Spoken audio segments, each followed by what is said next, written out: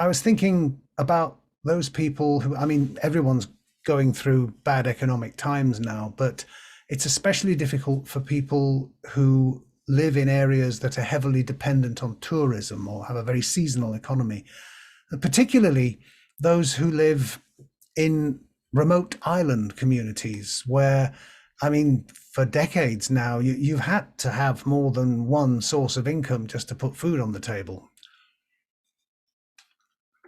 So this poem tries to address that reality.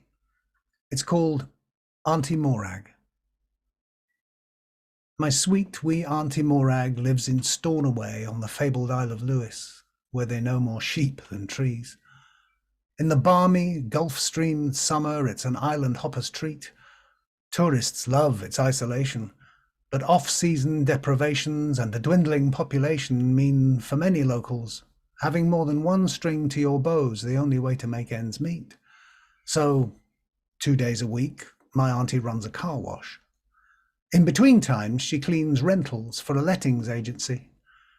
Then from midweek to the Sabbath, she's no time to take her ease, because she's the only dominatrix in the Outer Hebrides. A fervent Scottish patriot is our Morag. Her wee button-bend dungeon sports a proud St Andrew's cross. There's a wall of tartan gimp masks and no doubting who's the boss in her red stiletto gilly brogues and basque of Harris tweed. With the tools and skills to satisfy the most arcane of needs, she can do things with a thistle that'll bring you to your knees. She's the only dominatrix in the Outer Hebrides.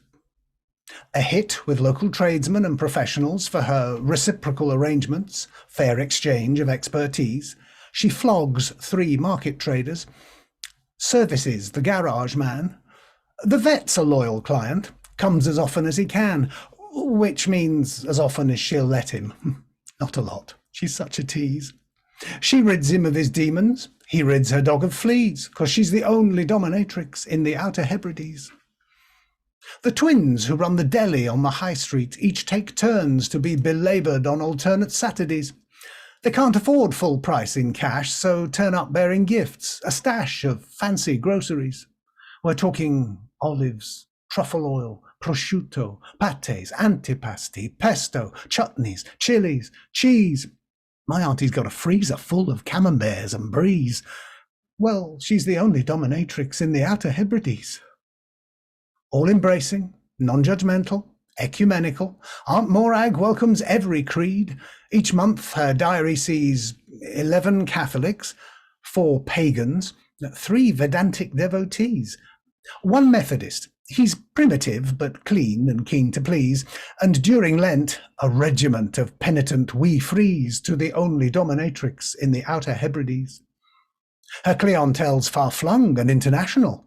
Her catchment area, massive. Calmac ferries cross the seas to the only dominatrix in the Outer Hebrides. There are brooding Scandinavians, Icelandics and Orcadians, a submarine commander, the occasional Newfoundlander, a thruple from Cape Wrath, Thurso's one and only Goth, and trawlermen in oilskins who never take them off. She can scold in Gallic, Slavic, Finnish, Manx and Faroese, for she's the only dominatrix in the Outer Hebrides. Should a scene become a mite too operatic, a punter get too noisy when she's busy at the job, if she tires of hearing cries of "Crivens! Jings! And help my Bob!" Mistress Morag has a surefire means of silencing the sobs. She switches off her hearing aid. Oblivious to their pleas is the only dominatrix in the Outer Hebrides. I worry, though.